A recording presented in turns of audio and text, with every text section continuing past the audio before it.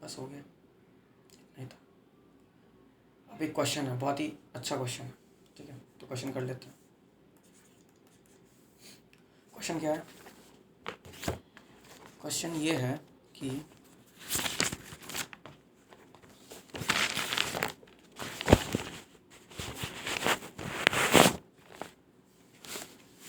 Okay, A B and C, let A B and C are three sets.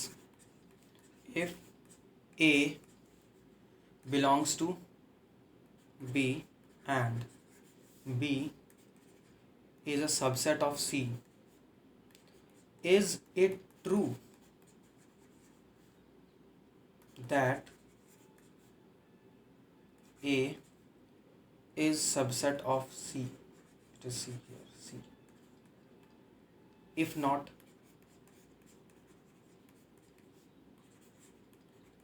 give examples. ठीक है, example का ही question है, solve example है, ठीक है। तो चलो इसको डिस्कस कर लेते हैं एक बार। सोल्यूशन, अब देखो, let A B C are three sets, तो मैंने ए बी और सी को चलो तीन सेट्स मान लिया।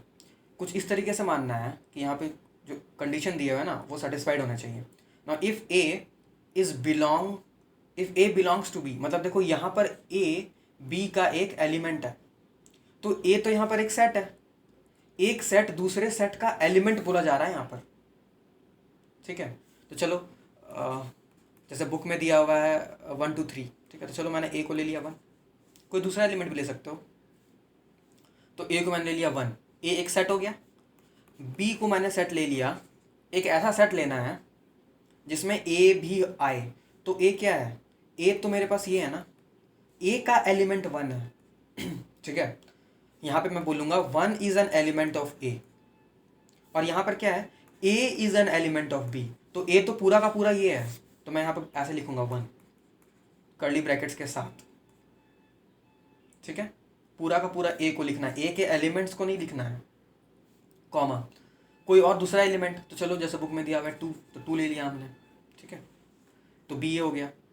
अब बोला जा रहा है कि बी जो है ना वो सबसेट है सी का, तो सी को मैं क्या लूँगा, सी को कुछ इस तरीके से लूँगा कि पूरा का पूरा बी जो है वो सी में कंटेन होना चाहिए।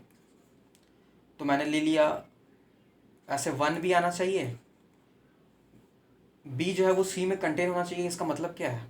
इसका मतलब ये होता है कि बी में जितने भी एलिमेंट्स हैं ना वो सारे एलिमेंट्स सी में भी आने चाहिए।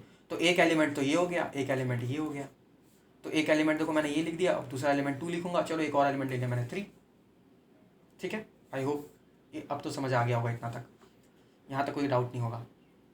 अब बोल रहा है it is true, sorry is it true that A is a subset of सी।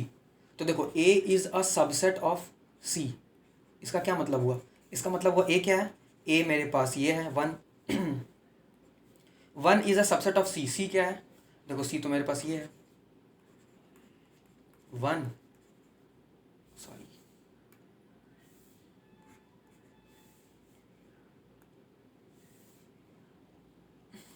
2 और 3। तो क्या ये इसका सबसेट है? देखो अब ध्यान देना, ये इसका सबसेट नहीं एलिमेंट है, ठीक है। तो दिस डज नॉट इम्प्लाई होगा, ठीक है। मतलब सॉरी, मतलब ये पूरा स्टेटमेंट ही गलत है, यहाँ पे ऐसा भी नहीं लिख सकते, ये किसी चीज़ को इम्प्लाई थोड़ी ना कर रहा है, ठीक है। ये पूरा स्टेटमेंट ही गलत है। A is a subset of C, हम चेक कर रहे हैं यहाँ पर, ठीक है। तो ये चीज़ गलत है, क्यों? क्योंकि ए जो है ना वो एक, देखो ए ये है और this is an element of C. देखो सी का एक एलिमेंट है, ये एक एलिमेंट है, ये एक दूसरा एलिमेंट है, ये एक तीसरा एलिमेंट है। तो ये एक एलिमेंट है, now this is element of C, ठीक है।